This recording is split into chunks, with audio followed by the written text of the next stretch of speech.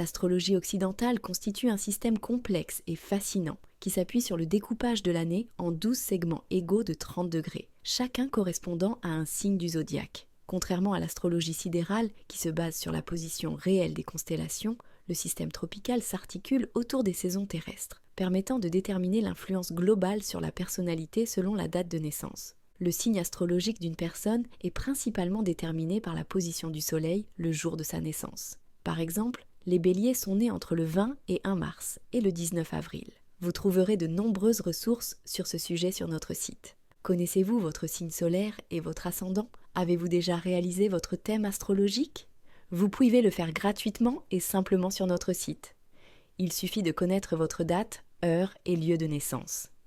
Pour une analyse plus précise, chaque signe est divisé en 3 décans. Le premier décan, 0 degré à 10 degrés, est fortement marqué par les caractéristiques fondamentales du signe. Par exemple, un bélier du premier décan sera particulièrement entreprenant et indépendant. Le deuxième décan, 10 degrés à 20 degrés, reçoit l'influence d'un signe voisin, comme un bélier du deuxième décan qui hérite d'une touche de charisme léonin. Le troisième décan, 20 degrés à 30 degrés, intègre les qualités d'une planète liée à un autre signe de la même triplicité. L'ascendant joue un rôle crucial dans l'interprétation astrologique. Il représente le signe qui se levait à l'est au moment précis de la naissance et influence la façon dont une personne se présente au monde. Son calcul nécessite l'heure et le lieu de naissance exact. Par exemple, un taureau avec un ascendant Gémeaux manifestera une curiosité intellectuelle inhabituelle pour ce signe habituellement terre à terre. Les signes sont également classés selon 4 éléments fondamentaux qui définissent leurs caractéristiques essentielles. Les signes de feu, Bélier, Lion, Sagittaire, sont caractérisés par leur passion, leur dynamisme et leur goût pour l'action.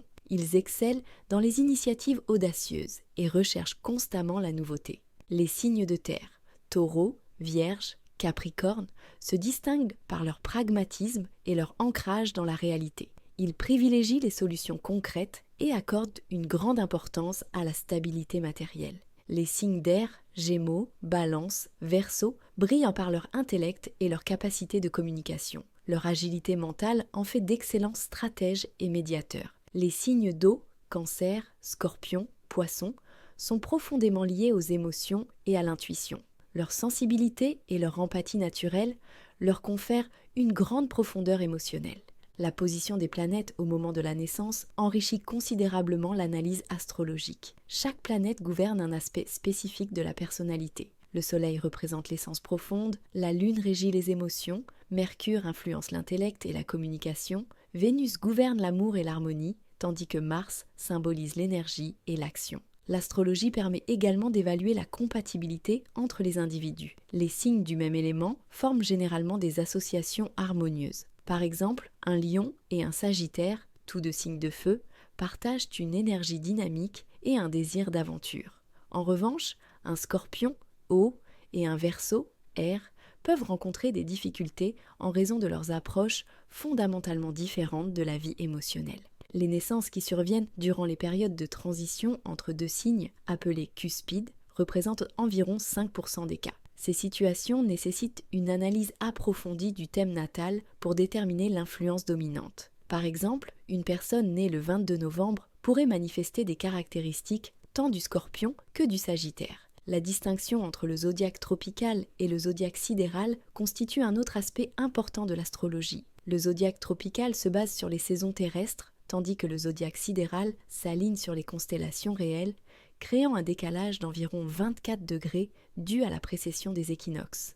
L'intérêt pour l'astrologie demeure significatif dans la société contemporaine, comme en témoigne une étude récente révélant que 28% des Français déclarent y adhérer. Elle sert d'outil d'introspection personnelle et d'analyse relationnelle, tout en nécessitant une approche nuancée et réfléchie. L'analyse astrologique complète, intégrant le signe solaire, l'ascendant, les décans et les positions planétaires, offre une cartographie détaillée de la personnalité. Cette approche multidimensionnelle explique pourquoi des personnes nées le même jour peuvent suivre des trajectoires de vie radicalement différentes. Les maisons astrologiques, au nombre de 12, complètent cette analyse en représentant différents domaines de vie. La première maison, liée à l'ascendant, symbolise l'identité et l'apparence physique, tandis que les autres maisons couvrent des aspects comme les relations, la carrière ou la spiritualité. Cette discipline millénaire continue d'évoluer, combinant sagesse ancestrale et outils modernes de calcul.